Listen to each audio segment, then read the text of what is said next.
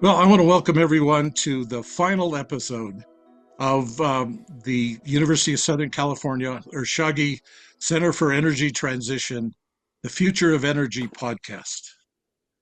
And today we've got an interesting kind of panel and a very interesting topic.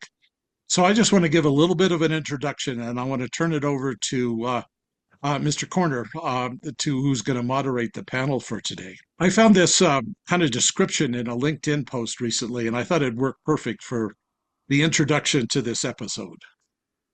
So here goes. The Dutch struck oil in the North Sea, but the discovery that should have made them very rich nearly destroyed their economy. The Dutch discovered Europe's largest natural gas field in the 1960s, called the Groningen field, and was enough to supply the Netherlands for more than 50 years with natural gas. But instead of prosperity, near disaster followed. Manufacturing output plummeted by 15%. Traditional industries collapsed. Unemployment jumped from 1% to over 5% in just a few years, all while sitting on Europe's greatest natural fossil fuel treasure.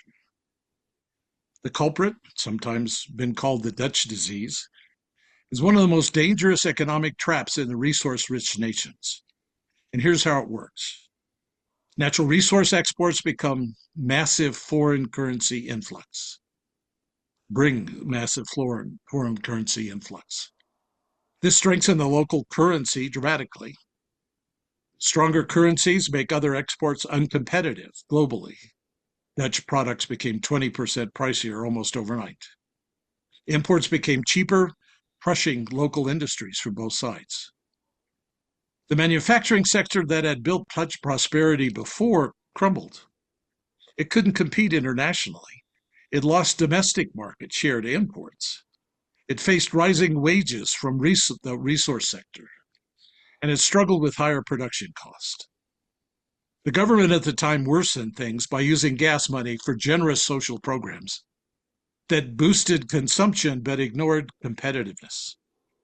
When 40% of the government revenue comes from a single source, the economy was walking a tightrope. This broader resource curse creates over-reliance on a single commodity, which can be subject to boom and bust cycles. It's a neglect of an economic diversification.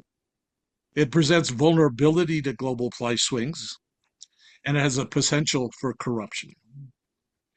This evidence is everywhere. I mean, Venezuela has one of the world's largest oil reserves, yet faces economic collapse. Nigeria makes $1 trillion from oil, yet 40% of their population still live in poverty. And Russia's economy shrinks with every oil price slip. Counterintuitively, resource countries often grow slower than resource poor ones. But some nations have found the antidote. Norway discovered their North Sea oil resources about the same time as the Dutch. But they created a sovereign wealth fund, now worth more than $1.4 trillion. That's about a quarter of $1 million per citizen. And they invest the oil revenue globally rather than pumping it directly into the economy. They built resilience through strict limits on using oil money in the budget. Diversification beyond oil and gas. Of course, they had their hydropower to back them up as baseload. They invested in education and innovation. They maintained strong institutions. Even countries like Botswana similarly succeeded with demand wealth of their diamonds by investing in infrastructure, education, and healthcare rather than consumption. So the lesson, the resource isn't the curse. It's how you manage it that is. These commodity boom and bust cycles are predictable if you know where to look. From the Texas oil boom to the shale revolution, from OPEC prices wars to Russian production swings. These patterns create both risks and opportunities, but only for those who understand them. Kyle, over to you. Thanks, Jim.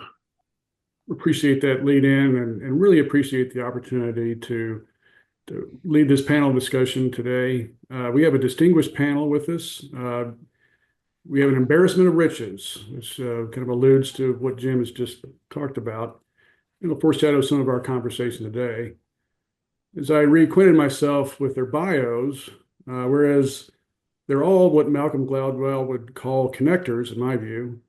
When I envision a Venn diagram of this group together, I see Dr. Don Paul as the center and the overlap. Dr. Paul has been here a number of times on the podcast, and he shares with Tisha their involvement with the National Petroleum Council, shares with Trem a history with Chevron Corporation, as well as being a director of the company that Trem has been chairman of until recently, the Berry Petroleum Corporation. Don, Jim, and Tisha all share an association with the Colorado School of Mines and the Payne Institute. Jim, Don, and Trem mentioned Chevron. They all share a rich history with Chevron, but we all have an association and affinity for USC and for Viterbi School and the Oshagi Center for Energy Transition, the group that helps to make this podcast possible. So with that, I'll give it over to Dr. Paul to start with. Give us a little bit of information about your career, your current role, and your thoughts on the future of oil and gas and the future of energy.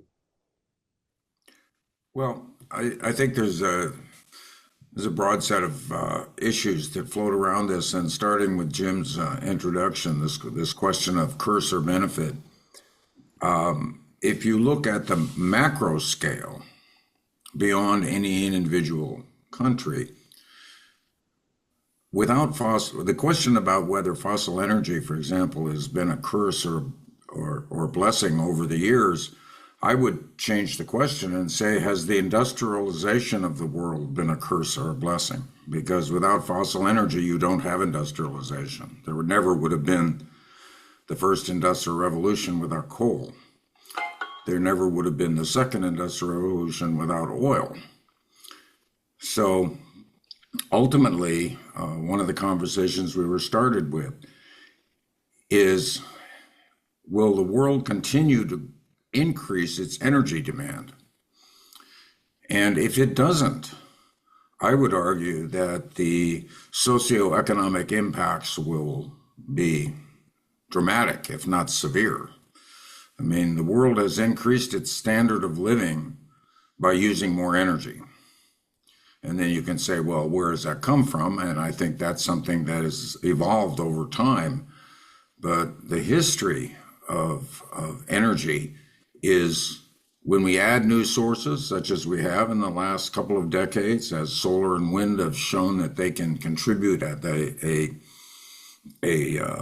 industrial scale, that we're going to use more energy. Just a little marker.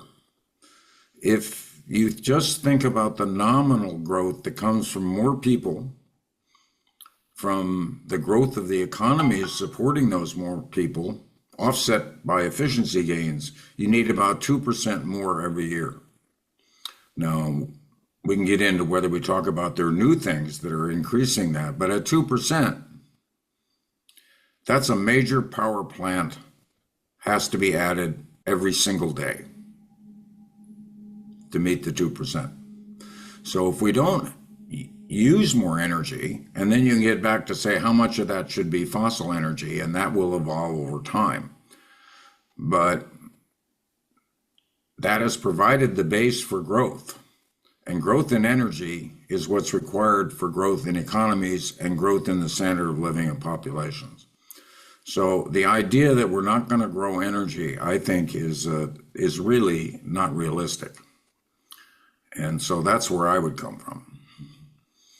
Thank you, Dr. Paul. Tisha, can you tell us something about your background and where you see the role of oil and gas in particular in the future of energy? Sure. I've taken a journey, maybe many of your listeners have. When I was at Stanford in the late 80s, early 90s, I covered myself in chocolate with red food coloring and lay down in the middle of the square to protest the war for oil. And from there, I went through a perhaps normal journey, right? I'm an environmental activist and I became an environmental consultant. You know, you get married, have kids, need a job. And then my clients were the oil and gas industry. I started my oil and gas consulting career in Bakersfield, California, and then moved ultimately to Colorado, where through twists and turns, I was invited to be the CEO of the Colorado Oil and Gas Association. So even there, you can imagine I lived in rural Boulder County, the Berkeley of Colorado. So not a popular decision among my friends and family, to be clear. And as the CEO of the Colorado Oil and Gas Association, this was during that very short period of time where natural gas was considered a climate solution, and Colorado was an overwhelmingly natural gas producing state. But then the shale revolution happened, and suddenly Colorado was an oil producing state. And this hippie from Boulder is the CEO of the Colorado Oil and Gas Association. So I had to do a pretty deep dive. And I asked myself, can the world live without oil and gas? And if the world can, I'm going to get myself a new job. And what I found, and this is to riff off of what Dr. Paul was saying, there's two things, right? In the United States, there has been an belief that the energy transition will be easy and simple, and if we just had enough political will and we just evolved technology fast enough, we could get there. But those of us who work in the space know that ultimately that has been a myth, and today that myth is unraveling, and good climate advocates are now reckoning with what are we going to do and how are we going to get there. And so the role for oil and gas is clearer now than it's ever been before as a decarbonizing partner, one, as an accelerator of decarbonizing the energy system. Certainly all of the things the oil and gas industry can do can reduce carbon intensity while increasing availability of energy. But then the second area I discovered in this, which became another life passion, is the need for energy around the world, right? 7 billion people growing to 10 billion people, over 3 billion of which don't have meaningful access to energy. And something everyone can agree on is that everyone should get to move into the middle class around the world. So another part of my life and life's work is working on energy for development. And to do that in a way that doesn't just ramp up emissions without limit, you have to pair this idea of growing energy and decarbonizing. And in that Venn diagram, there's no more relevant player than the oil and gas industry.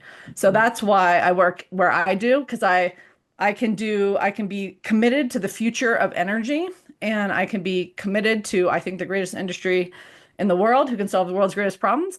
And we can do so while being committed to a trajectory of decarbonizing and bringing the world's population into the middle class. Those are very, very big challenges that we are well suited to meet. Thank you, Tisha. Trem, your Yes, turn. sir. Okay, I'm fairly new to this group. My connection to USC is limited. It's Dr. Paul and Raj, and they bring me in to be a little bit controversial at the Urshagi Center for Energy Transition every once in a while, including just last week. I have a PhD in geology, economic geology from Penn State. I've lived and worked around the world and gotten to know many of the cultures that we all talk about and most Americans say they understand, but not really. And so I've worked very closely with a lot of those in that energy poverty bucket. And then, and I've started several companies. And most recently, I think pertinent for this is I've been a public company CEO that generated a very successful business, believe it or not, a contrarian in a way, producing oil in California. And I'm happy to talk about that a little bit more as we go forward. I think it's rather one of the themes that I've picked up on, I've spent a fair amount of time thinking about, is with all the emotion around the environment and the climate and decarbonization, et cetera, I think it's worthwhile to step back and think about what the actual problem is. Okay. If you are a geologist and you go into geologic time, the planet has been decarbonizing since the beginning of time. And we're at a very low point now in the history of the planet. And so maybe the problem isn't the absolute value of CO2 in the atmosphere, it's the rate of change that has happened. It's really accelerated here in the last decades. And what can we do about that? And certain countries are much better at addressing that than other countries. So. Thanks, Trem. I'd like to stick with you. I'll pose the first question to you, and you were welcoming some conversation about California. Recently, read an article titled "California and Big Oil Are Splitting After a Century-Long Affair."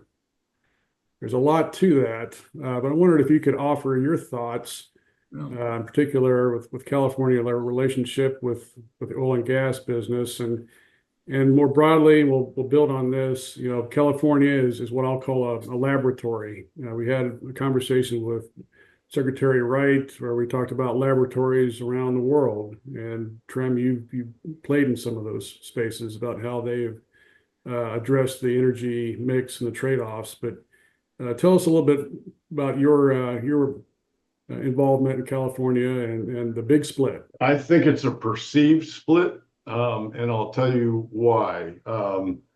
The conclusion of this is, by the way, that California actually is using all of the above energy sources, but they're working very hard to pretend that they're getting rid of most of the all. Okay, and I'll be happy to explain that here in a second.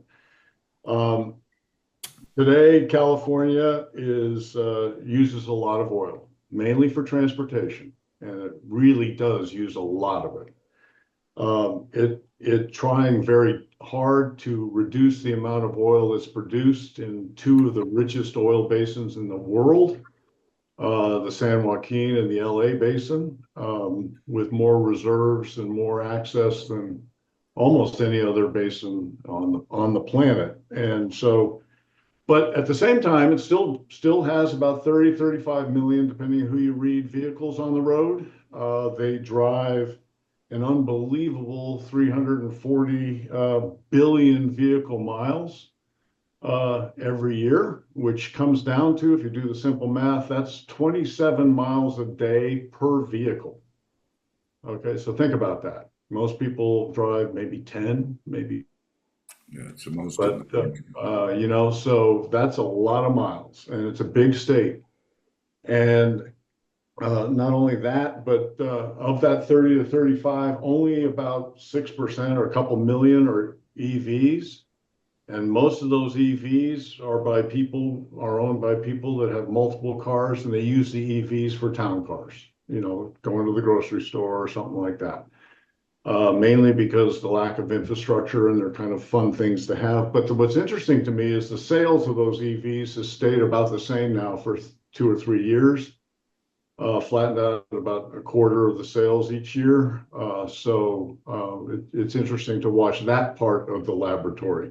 So at the same time that they're reducing production, for example, back in 1985, I think it produced about 350 million barrels a year.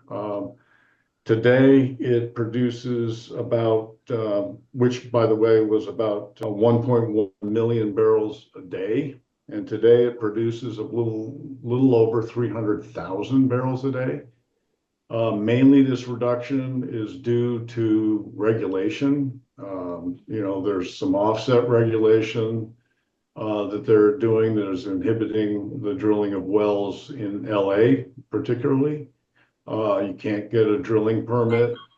So people are being very creative on how they manage their wells and their production. But the very fact that demand hasn't changed, in fact, in many areas, demand has gone up, means the imports are coming in. So an observation that is contagious among certain parts of the population is the acronym NIMBY, not in my backyard. And the entire compensation is made up through imports, through some very fragile environmental systems in the Bay Area and the LA ports. And what's really interesting to me is that shutting down is, if there's a place in the world, and I've worked in many of the environmental disaster zones of produced oil. The U.S. actually produces oil more cleanly and safer than any place I've ever worked. And so I think that's something we can learn, and I wish we could acknowledge it. but you're sitting in California, two of the richest basins, as I said before. I mean, it's amazing how much oil is in California and how long California could sustain itself on energy of all kinds if it included oil in the mix. But pretending that it's reducing oil while it's increasing imports is pretty silly to me. And the oil that is produced, I mean, if you're a public company and you're relying on it as a business, I mean, the cash flows are unbelievable and the profit margins are huge because the price goes up. And California remains and will always be an energy island. And as we see over time, it extrapolates to electricity. It uses all forms of energy to produce its electricity, yet even today, and it's growing, it imports 25% of its electricity from outside the state. So it really is setting itself up for a day of reckoning, some say. Some of us would have thought that would have come sooner than later, but we'll see. But the very fact that the demand is growing and and I think pretend is the right answer. They're pretending they're not using as much when in fact they are, and they're using more. And to Tisha's point a little bit, a worry I've always had, and I really had when I was the CEO of the public company, is it's not a question of if there's going to be a tanker accident somewhere off the California coast. It's pretty much a when kind of thing. I mean, that much tanker traffic that's required to bring in the imports that are not being produced, the barrels that are not being produced inside California is an environmental risk, which I think is far greater than almost any of the ones we've talked about so far today. Absolutely. And, the fact that, the imports are coming from countries that don't have the environmental track record that America has, and it's being transported not only in tankers that are at risk, but are burning diesel fuel to take it to the shores of California. When you have such a mineral wealth in California, it's just, it boggles the mind because we all share a common environment, a global environment, don't we? Yes, we do. And pretending to have California go to net zero does nothing for the rate of growth in the CO2 emissions on the planet. Nothing.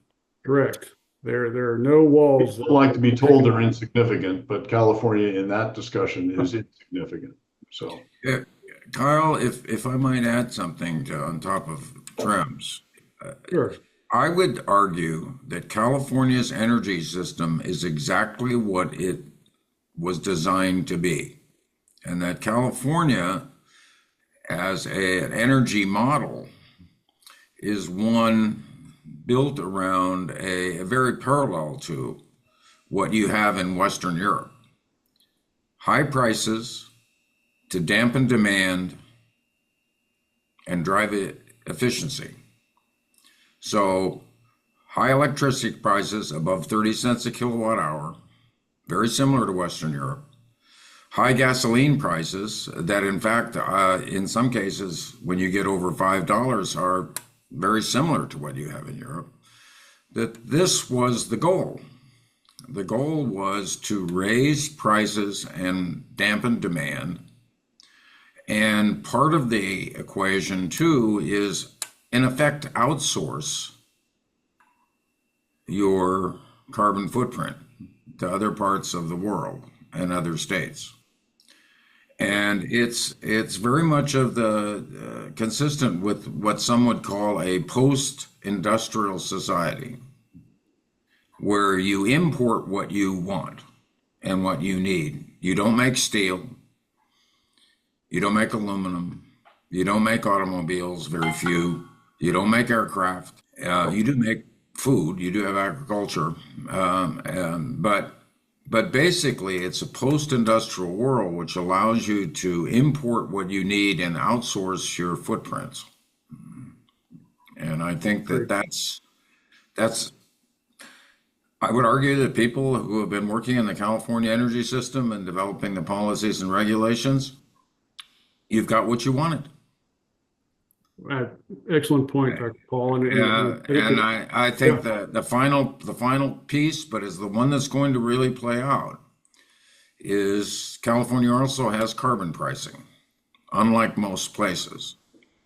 And as that price rises, basic economics says if you internalize an externality, if carbon is an externality and you're going to internalize it, what happens to the prices? They go up. And I think we're on the verge of getting to a point where there may be other reactions. When we get to the point where we have $6, $7+ gasoline, maybe there will be an effect.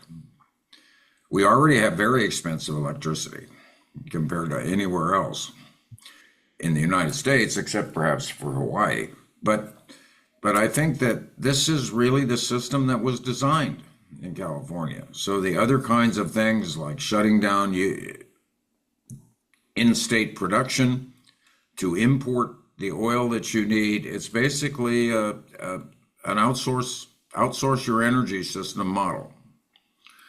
And that's why we're now importing electricity, which in the long run, if you're completely dependent, 75% of the oil, 95% of the gas, now up to 30% last year of electricity, what is the effect of any economy, especially a big one? Remember, California's economy is the size of Japan. What's the impact of that, of having that dependency?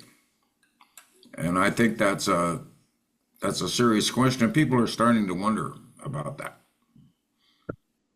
Thank you, Dr. Paul. That's a great point. I think as Tisha had mentioned earlier, part of this equation was a group of policymakers that figured that transition to alternative fuels would be a bit more efficient, shall we say, minimizing the words there, to be able to move to in a rapid fashion and support that electrical sector. Yeah. So I credit the work that Jim and the crew has done here in educating all of us around the implications of unreliable grid that stems from an over-reliance on solar and wind. We just saw in Europe indication of that as well, with Portugal and I think Spain having some issues with that, didn't we? But Tisha, I wanted to continue on with you. And you've mentioned that with this new administration that there's an opportunity to have some conversations that we might not have been able to have before. I wanted to explore that a little bit more with you and the penchant for this administration to push environmental policy back to the states. Do you see that as a good move? And are there good, again, I'll use the word laboratory. We have 50 wonderful laboratories to deal with the energy question and the mix, and they all have different sets of resources and uses around that. But I'd be grateful to have you tell us more about the possible conversations that are going on now. Yeah, I'll pick up where Trem and Dr. Paul left off in California. So if you just think back to the fall, and California is this relevant economy globally that's decided to make itself the climate leader of the world, right? And whereas all energy policy really became subsumed by climate policy. Right. But even in the fall, before the election, you started seeing that the myth of an easy energy transition was starting to fracture, right? You had price sensitivity associated with many things, including price spikes, but also just inflation and just a general dis-ease about energy prices among the population. We started getting the hints of the energy boom that was going to come from data centers and AI. Where's that going to come from? How are we going to build that? Don't we already have a fragile grid? And if you live in California, you've probably lived through more than one rolling brownout or blackout. And suddenly this idea that we're going to add more and have an even more unstable grid really started capturing people's attention. And then the understanding that the energy transition is hard. This is a lot harder than we thought. A place like California can't get off natural gas, can't deal with one of its gas storage facilities offline for, the people start understanding, policymakers start understanding this is difficult. And all that was happening before the election. And then when the election happened, I think it's even more than having the Trump administration in Washington.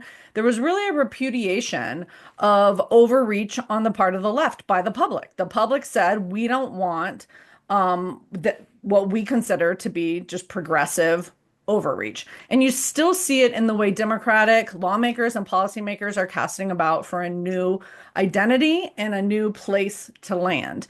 And this is nowhere demonstrated better than with your own governor, Governor Gavin Newsom, who I am watching with a lot of interest right now, right? He starts his podcast, talking to people from the right.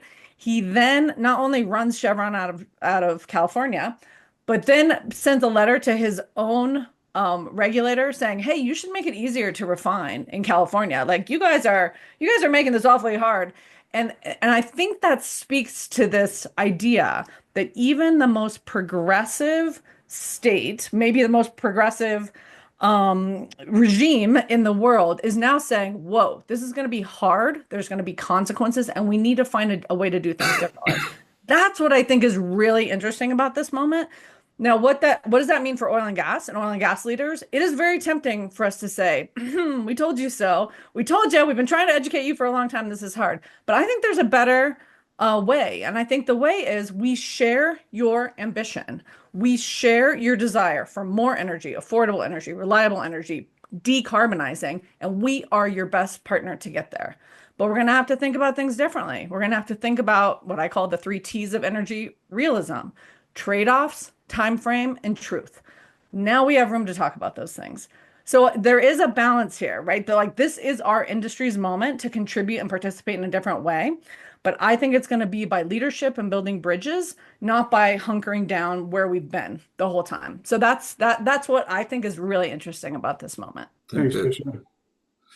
Yeah, I think one of the basic questions that you need to keep in mind is this idea of substitution, that you're going to substitute out against fossil energy. You can't substitute if you can't meet the demand growth. You can't replace something if you don't have enough. And that's why if you look at the historical record of energy transitions going all the way back to the 18th century, we use as much biomass today as we did when that was the only supply of energy in the 18th century. Next year, the world will use more coal than it ever has. So historically, when we get new energy sources, we just add them on to what we have. We don't take anything out. Now in the U.S. has managed to reduce its emissions by substituting natural gas for coal. But even today, you look at this data center question, and people are starting to say, we can't shut down the next nuclear plant. We can't shut down the next coal plant. We aren't going to have enough. And that is, in the end, energy is all about demand. Can I just also have a quick comment that is often misunderstood? And Tisha, we're meeting for the first time, but something you probably will pay attention to is simple project management and the lack of understanding by politicians and regulators of that they just with the Benicia with Valero reducing the refining in California, they're going to be down over 14% of their refining capacity by the middle of next year. And there's often a common misnomer, and we saw it at Diablo Canyon, where people think you just turn off a factory or a power plant or something, and all you have to do is just turn it back on. Well, no. When you shutter a plant, you've shuttered a plant, and you basically have to rebuild it, and it takes years. So as governor, I watch Governor Newsom, from Texas, which makes me happy at times, because I think he has that notion in his mind, when he blames the regulators. Well, just turn it back on. We can recover. And that's not going to happen. It will take 3 to 4 times longer to turn it back on than it did to shut it down. Yeah, that's true. Basic principle. Great addition there, Trem. I appreciate that. And I think all this speaks to we say it fast, and all the above kind of strategy, all the above without government subsidy, I would say, that works the energy mix for the area that you're in, and some realism and some really sober cost benefit analysis. I want to turn my attention to the globe a little bit and talk about, in our industry, the phenomenal discoveries that Exxon's made in Guyana have just been mind-boggling. And Chevron may come into that at some point. We'll see how that works out. But there was a recent talk, BBC Hard Talk broadcast with Stephen Sacco. He interviewed the president of Guyana, and he had introduced the challenge from the European environmental perspectives about the oil discoveries there, offshore Guyana, and his country being a curse rather than a blessing. With the unequal concession terms, Exxon is seen as the new power over the country. An unequal distribution of wealth among the country's people, corruption, and damage to the global climate. What was interesting is the president's response was rather forceful in defending his country's rights to develop their natural resources and defending their environmental record. I'll put my cards on the table. I think it strikes me as arrogant for a developed world, which has benefited from oil and gas development for over a century, to now scold developing countries and seek to prevent them from enjoying those same benefits. Are we having the wrong conversations between developed nations and developing nations around natural resource development, national sovereignty, sustainability, and the environment? Tish, I wondered if you could address that for us. Yes, I love this question and I love this topic. I have the privilege of being a founding board member for the Energy for Growth Hub, which has been working for 8 years on energy at industrialization scale for developing economies. And all of the above is central to that endeavor. But with the Energy for Growth Hub, I've gotten to travel to many countries around the world. And the most awkward conversation you're going to ever have is, why are you keeping us from developing our ... whatever it is. And in fact, you'll see the very thoughtful, sophisticated, intelligent leaders see this as climate colonialism, the last form of coming in and restricting a country, a people's agency to develop and move into the middle class. So this is a really important conversation. I think it is best served with a huge dose of local ambition and external humility, right? Like none of us, it is easy for us, all of us, to come in and think that we have some kind of answers, but really the core of the opportunity is to help communities or countries reach their own ambitions on their terms. And to the extent that we want to facilitate, support, empower that's important. And probably in many cases, the best thing we can do is help with capacity building, capacity for governance, capacity for education and expertise, and then joint ventures and business opportunities, right? So these are a lot of the things. The development banks, the development agencies are best serving the needs of the world when they are driven by the ambitions of those local communities. And that's something I feel really passionate about, and I've had a lot of opportunity to engage with. And you can tell from my answer, I don't even take on the hypocrisy of top-down climate mandates from external actors. I just think it's nonsense. Trem, you lived in the developing world in the energy business. What do you think? Well, I think it was a good intro that Jim gave us. There are plenty of countries that have lots of natural resources, and there are some very smart people that I respect that have come out and said that countries should utilize to the best of their ability the resources that they currently have. And I use that obviously with the United States at times, because the United States is blessed with resources that it tries not to use.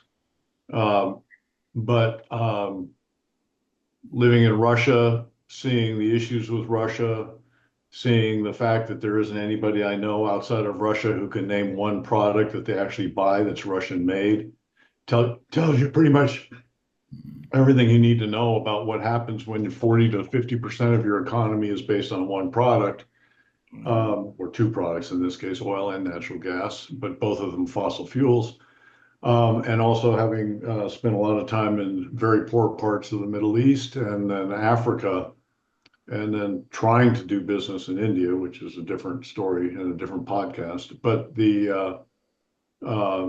you see what it's like for people to live without the ability to cook safely in their houses, in their homes.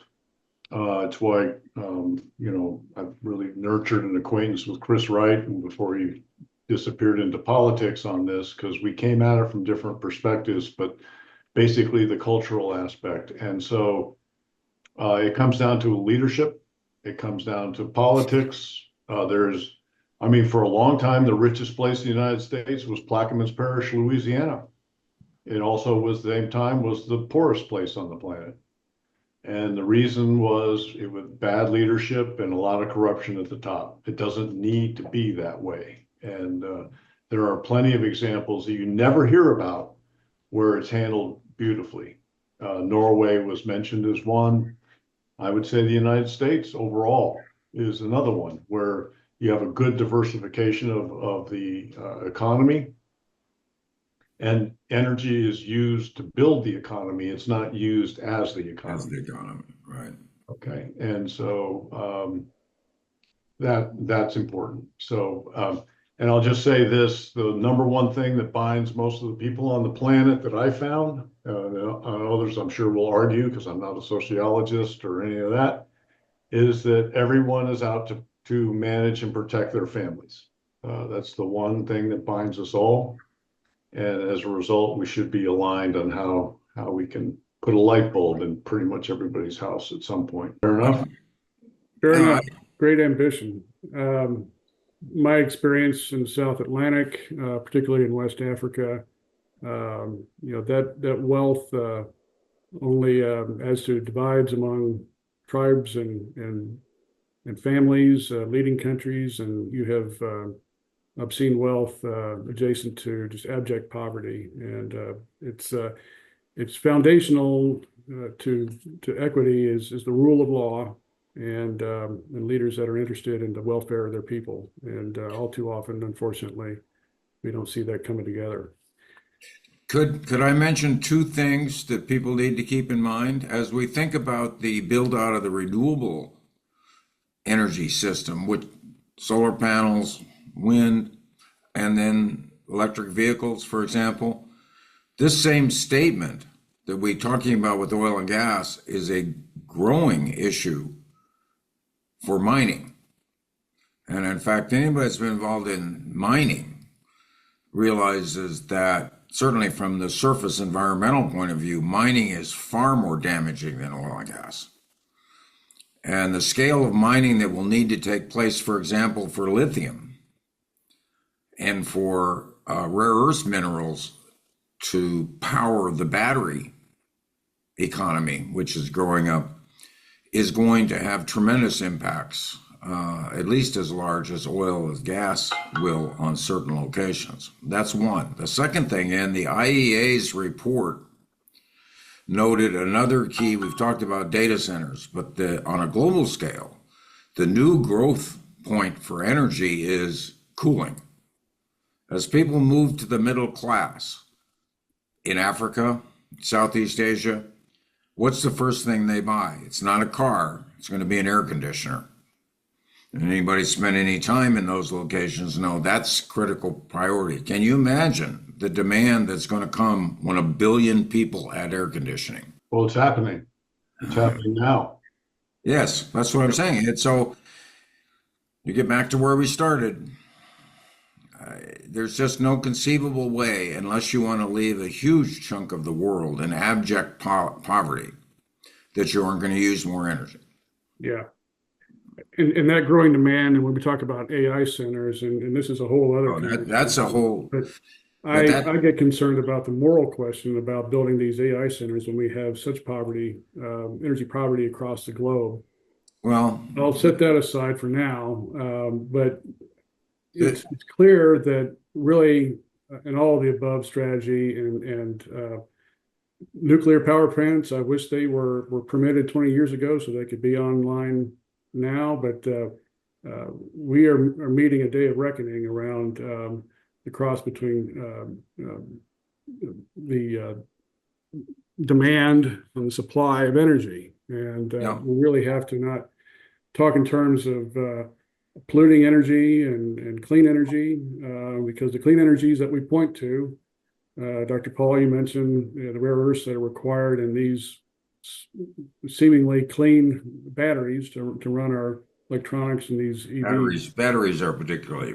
It's and you can't recycle them efficiently. They're not designed that way. So it's fooling ourselves about the carbon footprint, because California isn't producing as much but they're importing it from a more polluting country and bringing it to them in a vessel that could rupture and is burning diesel.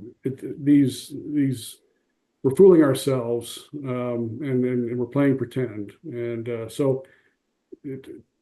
I guess what I'd like to, with the time that we have left, is how do we have a good fertile conversation between those who recognize the need for continued fossil fuel usage and environmental concerns. And Tisha, I think you're well suited to help us in that space. And how do we get away from good versus bad? I think we have an unusual opportunity right now to to depoliticize climate, because there is this space for new conversations. And if we, the oil and gas industry, are perceived as the winners in this political environment. So we have an opportunity to be a good winner, a generous spirited winner, and share the ambitions of what I call climate centric stakeholders. And by sharing their ambitions, by helping articulate that progress is most possible if we actually reduce the temperature on these political conversations, have energy policy rather than climate policy, articulate a path, give them an exit ramp in this moment, give them an opportunity to talk about climate action in terms of time frame, trade-offs, and truth. I think that's something very coherent that we as the industry can do to take advantage of this time frame, because when the political pendulums swing back, which they always do, we have opportunity to have new relationships, new trust, new progress made during this interim. For them, this is an infertile period. So we can use it to build relationships, build rapport, make progress.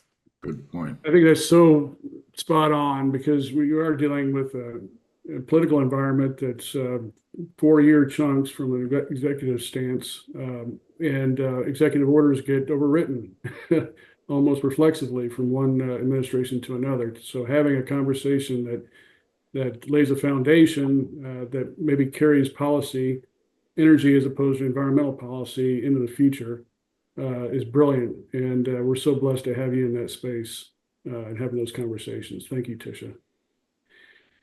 As we wrap up, I just wanted to open the floor. Is there anything that you would like to speak on that we forgot to mention today? Dr. Paul? No, I think I said the main thing is the demand's going to grow. There's data centers, particularly in the US and China. Data centers, these hyperscalers, are not going to grow where you're not a net energy producer, because you're going to need so much energy. Each one uses the energy of a city. And so that's going to be a big kick up. So we may be moving our energy demand growth from a traditional 2% that most people model to 3%, 4%. And that just causes an enormous jump over a period of 25 years. That just completely changes the structure of the system. So the question for the industry is, be prepared to grow, be prepared to decarbonize as you grow. I think that's the message that I would leave for the industry. Thank you, Dr. Paul. Trem? Yeah, the only thing, and this is such a simple thought, but it's actually, if you think about it, it's pretty profound. I think this window of opportunity allows for civil discourse to come back into the vocabulary. And I've been in a lot of meetings in Sacramento where basically every four-letter word and many others that I'd never heard of before were hurled at me, which is the temptation of a bully who doesn't have a good argument to back it up. Which also led me to believe that I'm not sure I think we should take this opportunity to really agree on what the actual problem we're trying to solve is. Okay, climate is a basket. It means different things to different people, as does sustainability. But I've really come down on this rate of change of CO2 because that's a problem that can actually be solved. And if we can solve it and control it, then you've got oil and gas and nuclear and renewables. Everybody has a stake in that conversation. And the US is a good place to start. So I just think agree on the problem as opposed to everybody screaming and yelling about different problems at the same time. Okay, so. Agree. Excellent. Tisha, did you have any closing comments? The only thing I'll say is that no one has figured out how to solve this. No one has figured out how to meet energy demand, raise billions of people to a middle class lifestyle, depolarize politics around climate and energy. So that means that we have agency. We can write the future. We should participate, and I find that exciting. If this was easy, anyone could do it. But since it's hard, we should do it. Very good. Outstanding. Thank you so much. This has been educational for me, and it's just been a joy to be here with you today. Before we close, Mila, Roshan, thank you for giving me the floor today to ask the questions. Do you have any closing comments now that we close out this second season of the Energy Futures talk? Roshan? I think for me, the most important thing is also considering populations that historically have been unheard in the discussion. I think we had the opportunity during the podcast to talk to people like Ian Tafoya and Dr. Lewarke, and the privilege to talk to a lot of people who represented a bunch of diverse viewpoints. And I think that's very important to consider, especially considering that there's a lot more demand and no clear answer. Mila? Absolutely. And just echoing kind of what was said in even today's episode, with energy and energy supply and energy demand, it's very important to factor in feasibility. And on the engineering side, also consider, the infrastructure change and policy changes that will be able to propel us to the future and be able to actually follow through and meet the demands on all fronts, policy, infrastructure, energy, technology, just really all hands on deck, get everybody on board, and move us into the future. Thanks, Mila. Dr. Weiss, you have a few words for us?